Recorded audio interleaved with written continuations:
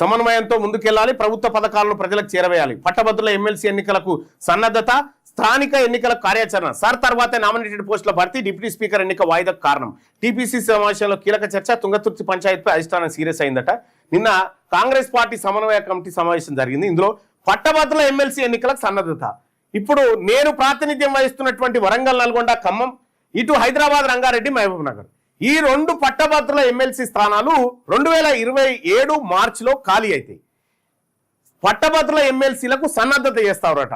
మీది దమ్ముంది కదా కాంగ్రెస్ పార్టీ ప్రభుత్వానికి, బీఆర్ఎస్కు నేను చెప్తా ఉన్నా, మీకు దమ్ముంటే మీరు మొనగాళ్ళే అయితే ఈ పట్టభద్రుల ఎమ్మెల్సీలో గెలిసే సత్తా మీకుంటే, మీరు అంత పెద్ద తోపుగాళ్లే కదా, దమ్ముంటే రెడ్డికి మీ కాంగ్రెస్ పార్టీ నుంచి టికెట్ చూద్దాం, బీఆర్ఎస్ పార్టీ నుంచి రెడ్లకు వెలమలకి ఈరి టికెట్ చూద్దాం, మీరు ఈరి ఇచ్చి చూపెట్టరు, నేను చూపిస్తా, మిమ్మల్ని డిపాజిట్లు లేకుండా ఖతం చేస్తాం ఈసారి. ఏమనుకుంటున్నారు?